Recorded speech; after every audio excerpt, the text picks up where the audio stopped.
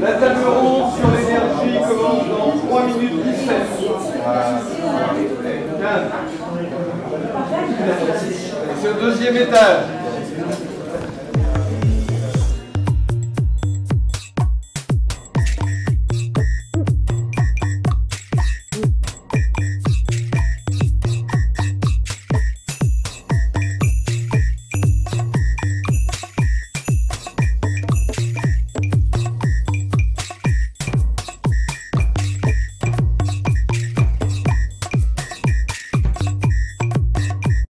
Nous sommes avec François Kerfoun, ancien directeur de l'UR-Scope et auteur du livre « Les Scopes, nous en sommes fiers ». On en parle dans Bretagne durable de cet ouvrage. François, produire autrement, c'est un des fondamentaux au départ, hein, c'est une des idées des sociétés coopératives. Est-ce qu'on peut vraiment produire autrement et c'est quoi produire autrement? Alors, produire autrement...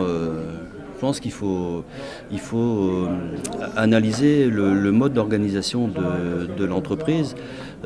Et lorsqu'on parle de produire autrement, l'entreprise coopérative, la SCOP, Société coopérative et participative, c'est une entreprise dans laquelle les salariés sont sociétaires. Et à partir du moment où les salariés sont sociétaires, sont eux qui participent aux assemblées générales, sont eux qui prennent les grandes décisions stratégiques et sont eux qui vont décider de ne pas délocaliser l'entreprise. Et donc, lorsqu'on est dans ce type d'entreprise, on peut dire qu'on a une grande chance, en tout cas, que cette entreprise ne sera pas délocalisée, que les activités ne seront pas délocalisées. Alors ensuite, lorsqu'on parle du mode de management dans ces types d'entreprises, à partir du moment où les résultats sont partagés entre tous les acteurs de l'entreprise, l'état d'esprit change. On sait que dans la SCOP, les associés et les salariés, ils travaillent pour eux. Ils disent régulièrement qu'on ne travaille pas pour le patron, on travaille pour nous. Et on sait que lorsqu'il y aura des excédents, les excédents sont partagés entre les travailleurs et une partie pour l'entreprise. Alors, Benoît Hamon disait, en période de crise, les scopes résistent mieux. Alors est-ce que c'est vrai et et pourquoi? C'est une vaste question parce que je dirais que les scopes ont un mode de management que j'appellerais le mode d'entreprise apprenante. C'est-à-dire qu'il y a une culture de formation, il y a une culture d'apprentissage. Et donc en période de crise, là on entendait dernièrement un certain nombre de dirigeants de SCOP qui disaient nous, pendant la crise, on a formé nos gars sont partis faire des stages sur des nouveaux métiers dans le cadre des économies d'énergie, des plombiers, sur les systèmes de chauffage, etc.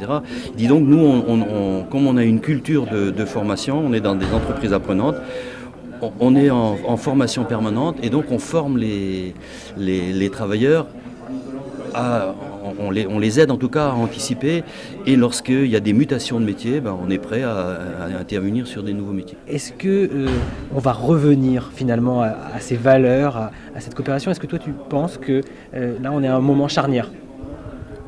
C'est une vaste question. En fait, déjà, ce qu'il faut savoir, si la cause ou en tout cas l'origine du mouvement coopératif, ça a été la Révolution française, au cours de laquelle tous les corps intermédiaires ont été dissous par, en particulier, la loi Le Chapelier. Et donc, la loi Le Chapelier, tous les compagnonnages en particulier, tout ça a disparu. Et au nom de la liberté individuelle, il était interdit de se réunir.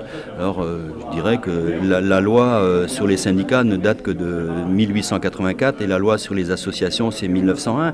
Et donc, durant la période du 19e siècle, tout le mouvement capitaliste s'est organisé et les travailleurs étaient livrés à eux-mêmes face aux patrons.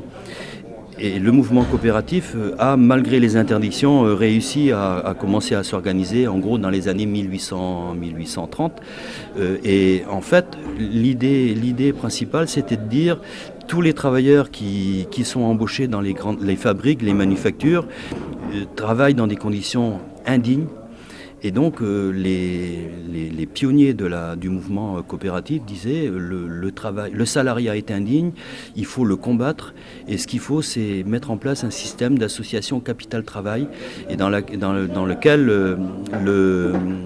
le travailleur apporte le travail et le capital, ce qui permet en fait de maîtriser sa production et de se répartir la plus-value du travail.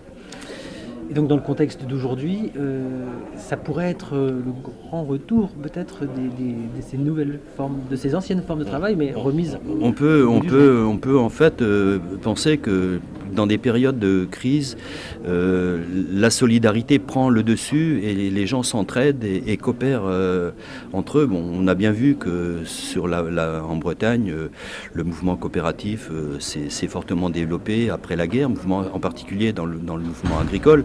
Et le mouvement coopératif s'est développé, et puis la coopération en fait se développe en période de crise. Et probablement qu'aujourd'hui, il y aurait une nécessité de revisiter, réanalyser les projets coopératifs. Parce que la coopération, sa particularité, c'est quand même de défendre les activités sur les territoires. Merci beaucoup. Et donc, plus d'infos sur les scopes avec l'ouvrage Nous en sommes fiers. Merci François Carfoun. Donc, ils cherchent à trouver des contre-pouvoirs qui puissent amener à contrecarrer la volonté de la finance, qui est de se rémunérer à des taux de 10, 20, 30%. On a eu un basculement de la rémunération sur la valeur ajoutée française, un basculement entre la part travail et la rémunération des capitaux. Et ce basculement se fait en faveur des capitaux actuellement, et de plus en plus.